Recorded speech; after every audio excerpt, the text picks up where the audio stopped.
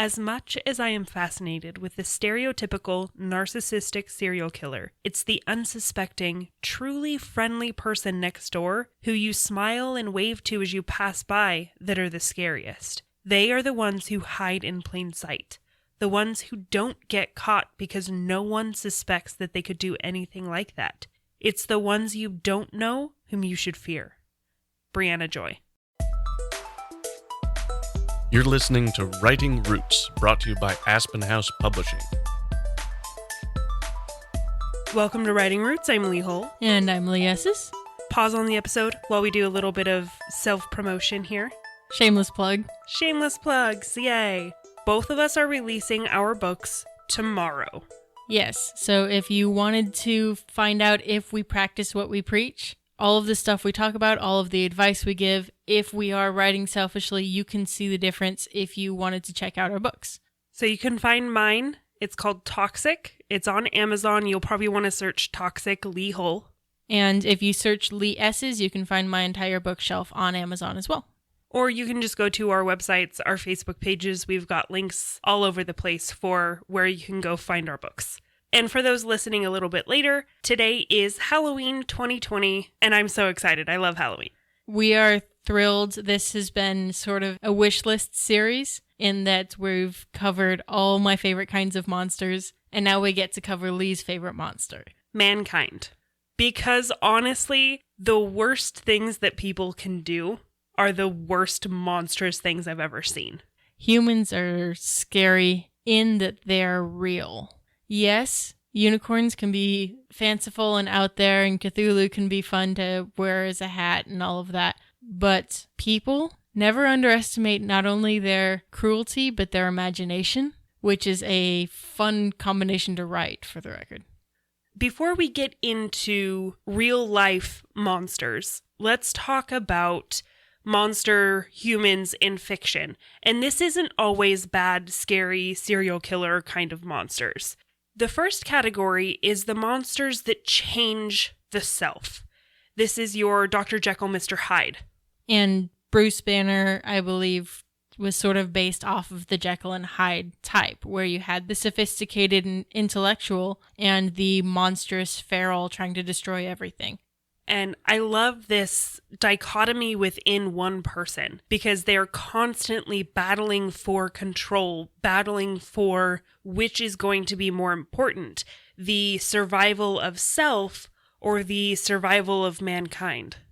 Another fictional character that falls into this category is Dorian Gray, who was a little bit like Narcissus in that he was very proud and had a portrait done of himself. And it aged instead of him. So when at first he just loved this painting, he grew to hate it because it showed all of the terrible, ugly things about him until he eventually stashed it in the attic and killed people because he was a terrible person. This next one kind of fits in this category, kind of floats out in the nether. And this is your witches. And this is more of your classic fairy tale Hansel and Gretel witch, not your good witches. We're not necessarily talking about modern day Wiccan type people. We're talking about the hag in the woods. The ones who like to eat children. A lot of your fairy tale witches were usually once something better. Their involvement in whatever practices changed them into something different. You see this with Snow White. The stepmother, especially in the Disney version, yes, she casts a spell to physically change herself, but that's also really representative of that character's decline. So if you ask Dean Winchester what the scariest monster he's ever fought is, he will always say humans, and especially he does not like witches. And other monsters that Dean Winchester has fought are the next category. These are the once humans. They used to be human and have become something else permanently. One of my favorites is the Native American story of the Wendigo, or the Wendigo, which was basically a human who was caught in a winter storm and reverted to cannibalism, and that turned him into a monster. I believe a lot of the name comes from being driven mad by the winds, but they eventually become an inhuman thing, something that's faster, something that's scared of light, something that's no longer recognizable as a person. You also have creatures like the werewolves, were-creatures, who something usually traumatic happens to them, like a bite, and they then are inflicted with lycanthropy. And you'll see some variation of this in a lot of the North and South American traditions and stories of turning into bug people. And sometimes it's against their will, sometimes it's not. It's an intelligence that has reverted to something feral. This is also a very common theme in Greek and Roman mythology.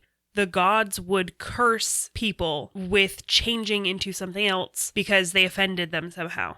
The goddess Athena cursed Arachne because she was a better weaver than her. And that's how we get the name arachnids for spiders, because she was changed into a spider.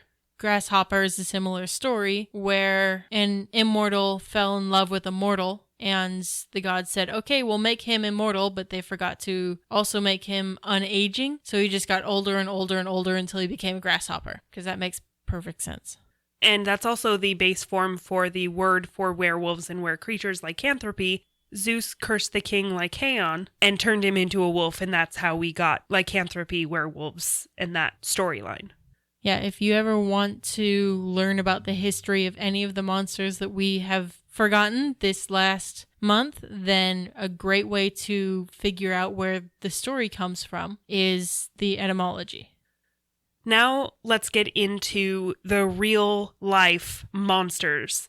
And I'm so excited for this because I am a true crime fanatic, but I do want to warn you before we get into this. This may not be for young listeners. Some of the details may be a little bit more graphic, a little bit more sensitive, because we are talking about real life killers. Actual people who have done horrible, terrible, terrible things. It also, a lot of what we're talking about, has strong links to long-term mental illness. When we talk about this, we're not saying that everybody with that illness is going to be a serial killer.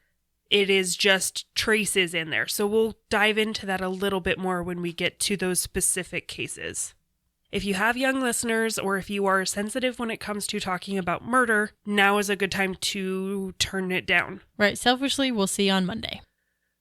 So let's go back in time. The term serial killer didn't become a thing until the 70s, but there have been serial killers long before that. And we're not going back super far, but the first one I want to talk about is Elizabeth Bathory. We are talking about the 16th century into the early 17th century. She lived from 1560 until 1614, so that's about Shakespearean time. She was a Hungarian countess who was accused of kidnapping, torturing, and murdering girls usually between the age of 10 and 14. Some of the story surrounding her is that she drained them of their blood and then took baths in that blood in order to stay young and beautiful herself. And she particularly loved to drink the blood of virgins to maintain her youth. One of the stipulations I'm going to put on this story, because that is wonderfully, beautifully dark and such a good story, but it might just be a story. Elizabeth Bathory did exist. She was a countess, and she was accused of these things. But there's a question about whether she actually committed these atrocities, because there were several high nobility who owed her a lot of money, including the king who ordered the investigation into the rumors. If the king owes you a bunch of money, there's a fair chance that rumors to stifle you in your power will come up. And a great way to do that is, of course, accusing someone of being a serial killer. Especially a woman in power like this back in that age, very easy to be like, oh, she's crazy, kills people, bathes in their blood. But this was a time, especially in Hungary, where the nobility had all power. So if she was kidnapping or having peasant girls kidnapped, nobody would really be able to do anything about it. So that's not too outlandish that she had them kidnapped and tortured and killed. It's more outlandish that she bathed in their blood. For the record, they did have about 300 people standing up as witnesses against her on this. Just saying.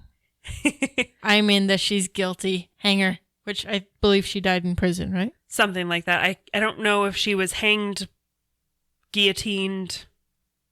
She was detained in the castle for the rest of her life. So she died under house arrest. She was bricked in. I remember that. The story that I read about her, she was placed under house arrest, but it was such a severe house arrest that they basically bricked her into her room and left only a small slit for, passing food and stuff in and out.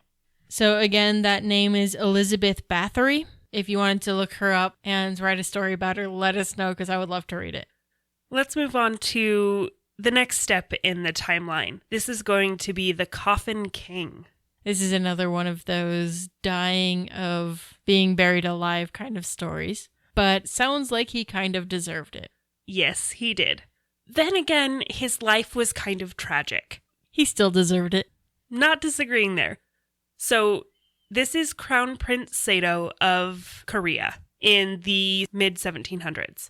Anybody he had power over, he loved to make them hate themselves. So he would consistently beat his servants, his concubines, killed many of them. There were stories that said they were carting bodies, several bodies out a day kind of thing. And he even said that he liked to take his anger out on other people. And then his older brother died, and he became next in line for the throne. Which was a big problem for the king, because he saw his son basically be crazy, knew he would be a terrible king, and said something needs to be done about this because he cannot be the next king. His mother actually suggested to the father before she died how to kill Crown Prince Sato. She suggested to use the laws in their favor. Because he was a crown prince, he could not be executed without also executing the wife and the son. So this posed a bit of a problem for the royal family. Obviously, this dude can't be king, but we can't kill him. I would have maybe thought to, make him like an emissary to some far off dangerous place, send him to Antarctica, and then if he survives and comes back, then sure, maybe he'll have learned his lesson, he can be king. But mom and wife and dad had a different idea in mind. They charged him with the murder and torture of his servants and all those people, and had him placed in a wooden box. Keep in mind, he's 27 at the time. They put him in a rice chest, and he was ordered to die of starvation. Therefore, it would be the gods who killed him and not a person. He died technically of somewhat natural causes. Now we get to talk about one of Leigh's favorite serial killers. H.H. Holmes.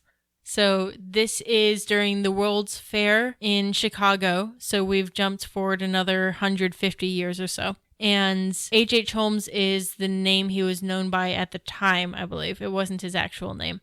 But he, under, I believe it was his uncle's inheritance, built a murder house. So we're talking pipes that lead to the different rooms that guests would sleep in, so he could suffocate them in their sleep. He had this basement with like Sweeney Todd style just carnage. He had built special chutes in different places. He had several different crews build the place so that no one person knew exactly how it was fully structured except for him. And he designed a lot of it. So he built this murder house as an Airbnb, effectively. People would come for the World's Fair. He'd slaughter a bunch of them while they were basically traveling. If there was ever going to be a house that is haunted, it is going to be the house of H.H. Holmes. So he was finally caught when he attempted to use a corpse in an insurance scam. And they found over 200 victims on his property, reportedly. He confessed saying, quote, "I was born with the devil in me." However, he confessed to only 27 crimes and he was charged with 1. And that's what led to him being given the death penalty. This is one of those people that I would love to get into their mind for just a moment to see what makes them tick. What is it that drives them to do those things? In a similar spot are the Bloody Benders. They were a quote-unquote family of last name Bender. and I believe it was Oklahoma, where travelers would pass through and they'd stay at their inn for the night. One of the daughters would be a fortune teller, seances, that kind of stuff, while everyone just sort of pickpocketed the person while they're distracted. And occasionally they'd kill the person if they got caught. Or if the person was particularly lonely, like if they could tell that they didn't have a lot of attachments and nobody would be looking for them, then they would choose that person to kill. The town nearby eventually, with the help of a stranger who was looking for his brother, came along and basically drove them out, and they dispersed. I think they found something like several hundred sets of glasses in the orchard that was behind the house. That was where they dispersed a lot of the body parts. Dad and son were caught at one point, and then mother and daughter were caught a little bit later. So if you lived in the 1800s, don't stay at random people's houses. You might get murdered. So we're going to go a little bit further south and a little bit back in time to Mad Madame Lalaurie of New Orleans. Mad Madame Lalaurie was a slave owner and liked to make a show of her power and her opulence. So she would make sure all of her slaves dressed beautifully whenever there were guests around, and they would all be forced to say, yes, I love working for her and all of this and that. But she had an attic where she performed experiments on her slaves, breaking their bones in weird places and setting them again. It was found when firefighters were called to a fire at her mansion. They smashed through the padlocked attic door and located the remains of the mutilated slaves. One of the slaves was said to have been broken all of her bones backwards, so she had to crab walk upside down, and she ran at the investigators screaming. This is just apocryphal, but it's a great image to have this weirdly broken person skittering across the attic floor towards someone who's there to rescue them. Absolutely horrifying. And again, what in their brain makes them want to do this? So let's jump to the early 1900s. This was a time when you didn't have to have a certificate to be a healthcare worker. You just needed to claim that you had specific skills, and if you were good enough, then people would pay you for it. We talk about a woman named Linda Hazard, and if her last name isn't a warning sign, I don't know what is. That picture of her on Wikipedia, that's what should be a warning sign.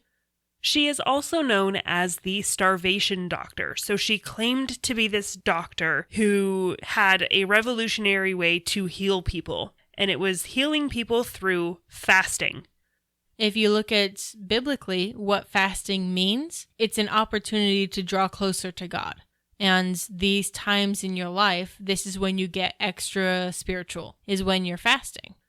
So she drew on that to go, whatever ailments you have, fasting will fix it. You're still not feeling better, you have to fast more. Oh, you're still not feeling better? Well, how about you give me power of attorney, just so I can make sure that while you're getting through this, you'll be better on the other side. So you just trust me, give me power of attorney. Oh, look, you're dead and I have all your money.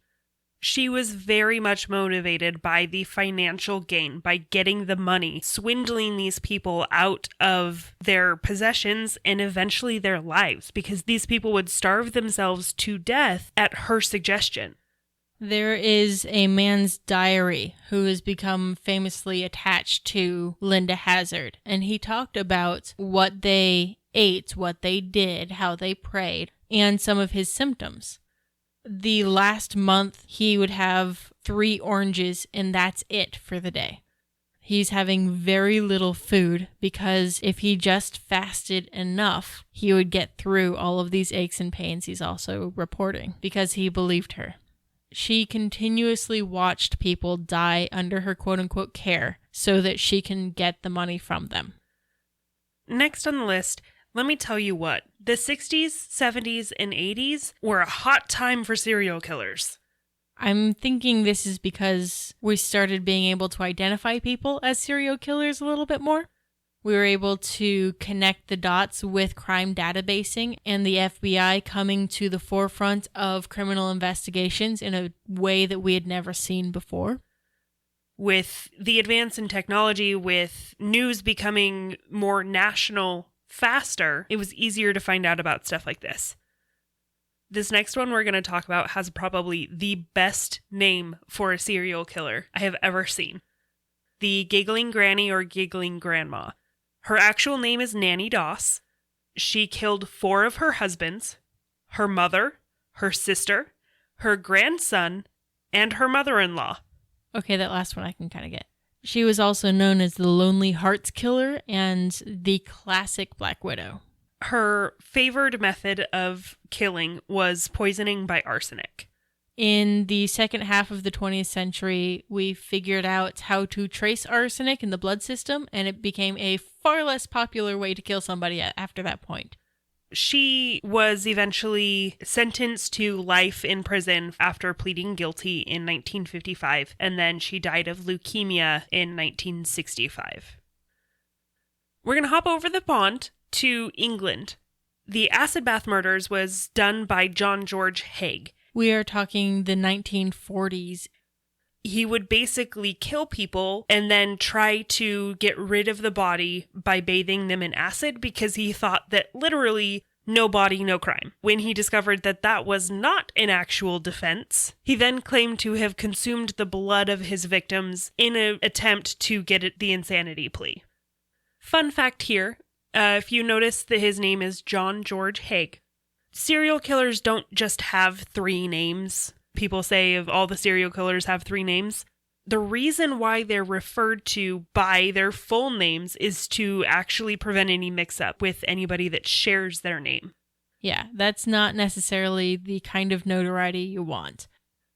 Now that we're in England, let's go way back in time to what is probably the serial killer that everyone knows. We're talking London, 1888. This is the era of top hats and canes and fancy gentlemen and sailors. And Jack the Ripper. This is probably one of the most notorious unsolved murders out there. There have been claims fairly recently of them having figured out who it is with extra evidence and this and that, but I think unless you invent a time machine, we'll never really know for sure. Jack the Ripper was known for killing women, usually prostitutes. There are the canonical 5, ones that are pretty sure all connected to Jack the Ripper, took place within a mile of each other. Yeah, the spree lasted from the 31st of August to November 9th of 1888 for those 5. There are an additional 6 that investigators think might have been linked to the same, but they're pretty sure these 5 specifically were the same killer.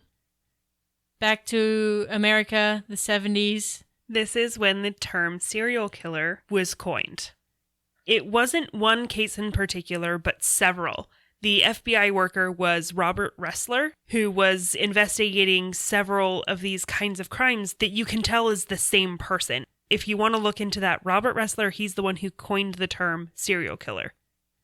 Let's look into the killers of the time. One of the first that anybody will think of if they're thinking 1970s serial killer is going to be Ted Bundy. Because he did not confine himself to an area, but the entire United States.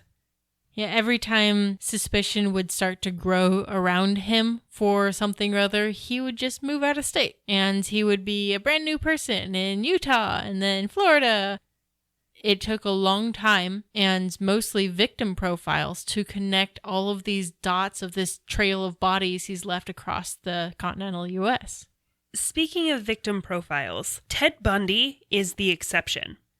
Most serial killers don't have a specific victim profile. They may target more vulnerable populations, but they aren't looking for someone who is specifically looking a same way. Ted Bundy was different. He did have a victim profile. Most of his victims were brunette who parted their hair down the middle. So it's a very specific note there that helped track who he was.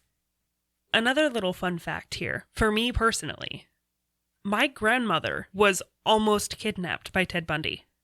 She lived in Utah at the time he was in Utah, and she was driving home from work one night and had this yellow VW pull up beside her and try to signal her to pull off the side of the road that she had a flat tire.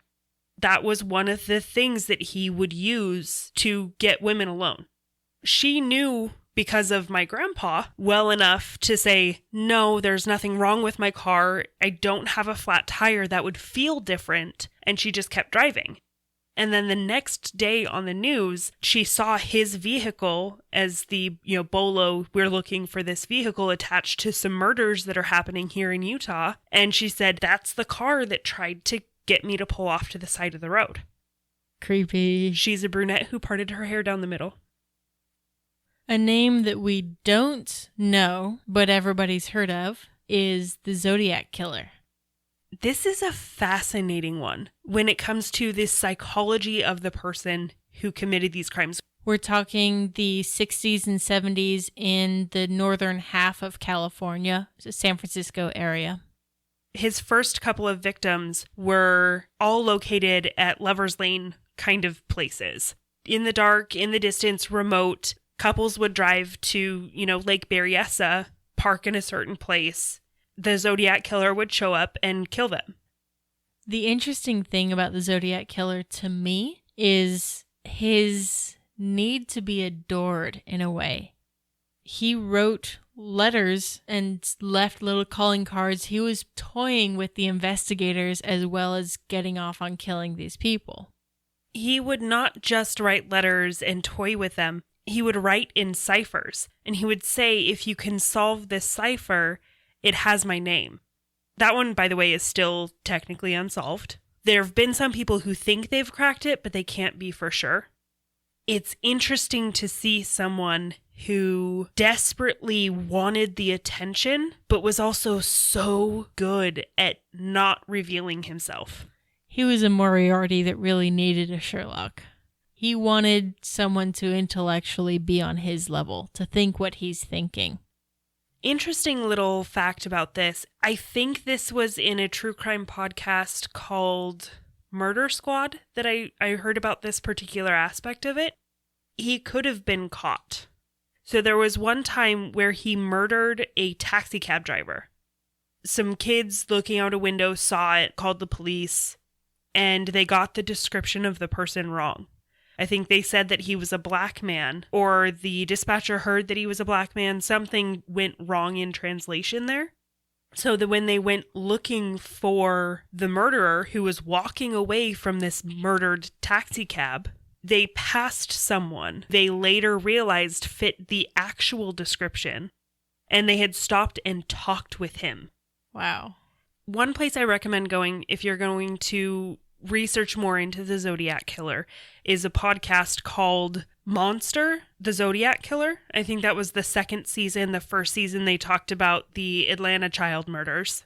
That was a very good podcast. They talked to investigators, they talked to people who were involved in the case, family of victims, and kind of explore the options of who might have been the Zodiac Killer.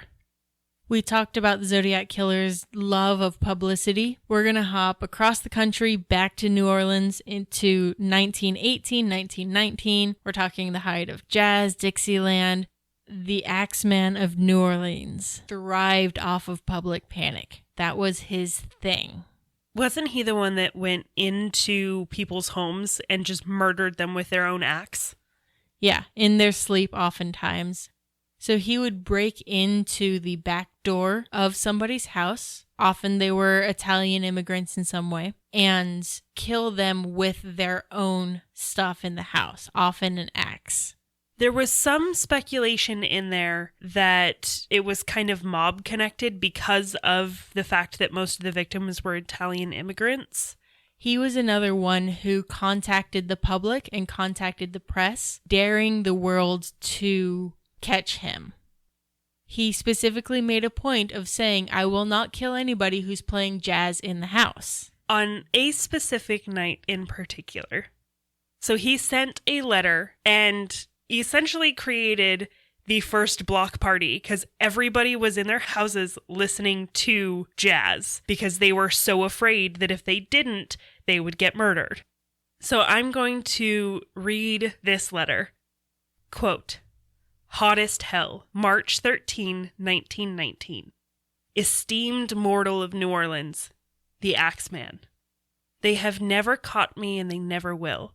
They have never seen me, for I am invisible, even as the ether that surrounds your earth. I am not a human being, but a spirit and a demon from the hottest hell. I am what you Orleanians and your foolish police call the Axeman. When I see fit, I shall come and claim other victims. I alone know whom they shall be. I shall leave no clue except my bloody axe, besmeared with the blood and brains of he whom I have sent below to keep me company. If you wish, you may tell the police to be careful not to rile me. Of course, I am a reasonable spirit. I take no offense at the way they have conducted their investigations in the past. In fact, they have been so utterly stupid as to not only amuse me, but His Satanic Majesty, Francis Joseph, etc. But tell them to beware. Let them not try to discover what I am, for it were better if they were never born than to incur the wrath of the Axeman. I don't think that there is any need of such a warning, for I feel the police will always dodge me, as they have in the past. They are wise and know how to keep away from all harm. Undoubtedly, you Orleanians think of me as the most horrible murderer, which I am, but I could be much worse if I wanted to. If I wished, I could pay a visit to your city every night. At will, I could slay thousands of your best citizens and the worst, for I am in close relationship with the angel of death. Now, to be exact, at 12:15 earthly time on next Tuesday night, I am going to pass over New Orleans. In my infinite mercy, I am going to make a little proposition to you people. Here it is. I am very fond of jazz music, and I swear by all the devils in the nether regions that every person shall be spared in whose home a jazz band is in full swing at the time I have just mentioned. If everyone has a jazz band going, well, then, so much the better for you people. One thing is certain, and that is that some of your people who do not jazz it out on that specific Tuesday night, if there be any, will get the axe. Well, as I am cold and crave the warmth of my native Tartarus, and it is about time I leave your earthly home, I will cease my discourse, hoping that thou wilt publish this, that it may go well with thee. I have been, am, and will be the worst spirit that ever existed, either in fact or realm of fancy, the Axeman. This blows my mind. Because, especially at the end there, he switches to a very old form of speech with the wilts and these. The writing in this is incredible, which I hate to say of a murder, but really, the writing in this letter is incredible. For the record, there was a lot of jazz music played that night, and there were no murders reported for that night. And the Axeman never returned. So there are different kinds of serial killers. We just listed a bunch of them, and almost every single one of them falls into the category of almost true serial killer. On top of serial killers, that term, you also have mass murderers who are technically serial killers because they killed a bunch of people, but their murder all happened in one incident. That has become more common in modern days than it was back in the old days, where it was a little harder to kill people faster.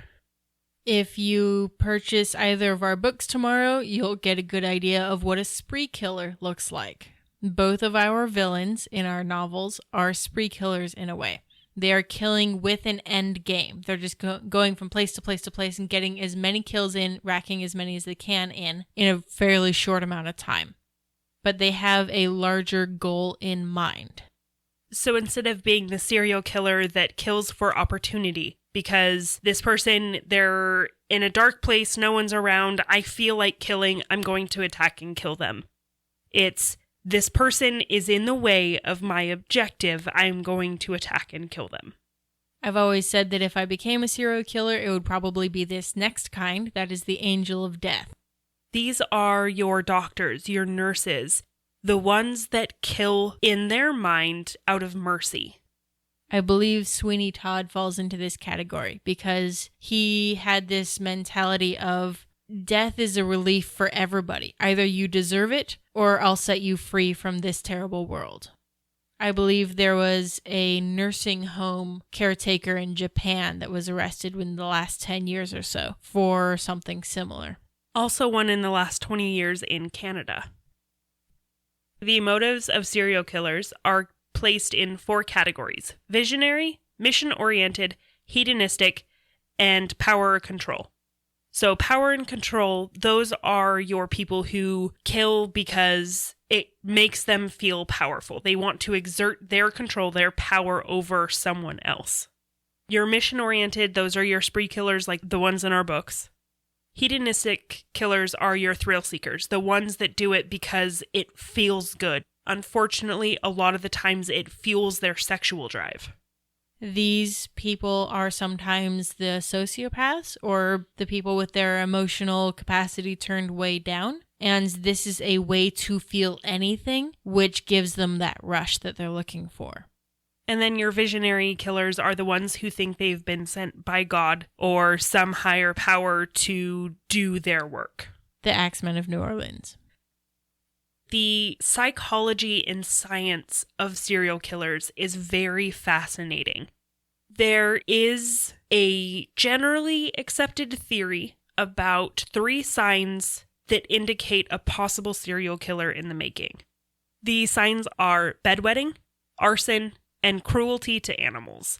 And the bedwetting is bedwetting past the normal age where you would have stopped that. But again, this does not guarantee that a person is going to be a serial killer. You can have somebody that fits all 3 of these categories and they grow up to be a normal person. This is more looking at the trends in the opposite direction of what do the serial killers that we see have in common. And there's also a lot of research into the brain scans of people who have antisocial personality disorder. This disorder is not just being an introvert. This is the technical term for your sociopathic personalities. In brain scans of these people, there's entire areas of their brains that don't really light up, that aren't active in PET scans. When people talk about mental disorders connected to serial killers, you're going to see a lot of sociopaths, which are the people who are Vulcan-esque in that they don't experience emotion, or if they do, the volume's turned way down, so they have a hard time feeling emotion. You'll have the psychopaths who are disconnected from reality in a lot of ways. And a lot of the traits of a serial killer, they will display a lack of empathy, a lot of egocentrism, and a lot of manipulativeness. And a very good example of this is Ted Bundy. There are a couple more names if you wanted to continue your research after this episode that I wanted to drop that are fun to investigate in your own way. These aren't necessarily serial killers, but they're fascinating cases. If you've ever talked to anybody or experienced any time on the United States East Coast, I guarantee you've heard the name Lizzie Borden. There's a more or less nursery rhyme about her. I have heard this little song. It's kind of along the same lines of Ringing Around the Rosie, where it's that creepy child's playground song that is absolutely horrifying when you listen to the message. Lizzie Borden took an axe and gave her mother 40 whacks. When she saw what she had done, she gave her father 41. Very creepy. Now let's go to a country we haven't visited yet, and this is Australia. There's a woman in the, I believe, early 2000s who killed her husband, skinned him, decapitated him, cooked his meat, and then set it out to serve to her adult children. Officers found the decapitated head in a stew. They found his skin hanging from a meat hook in one of the rooms in the house. And just totally creepy, totally weird. Her name is Catherine Knight. The last one I want to briefly mention, this guy named Carl Tanzler had fallen in love with a young woman. Unfortunately, she passed from tuberculosis at the young age of 21, but his love didn't stop there. He raided the mausoleum where she was buried and kept her body with him for the next 7 years. And he was preserving the body the entire time. He would dance with it by the fire. He'd set it up at the dinner table, sleep in the bed with it. He was very much in love with this young woman for almost a decade after she had passed. And on that image, happy Halloween. That is super creepy and super gross. So, if you are interested in learning more about these, there are several podcasts that I recommend. I already mentioned the Monster podcast. The Murder Squad is another really good one. A lot of my knowledge from these other ones that I've talked about came from stuff you missed in history class. They are a fascinating source for a lot of different things, and especially this time of year. Like us, they enjoy celebrating the macabre, and we get a lot of serial killer stories from them.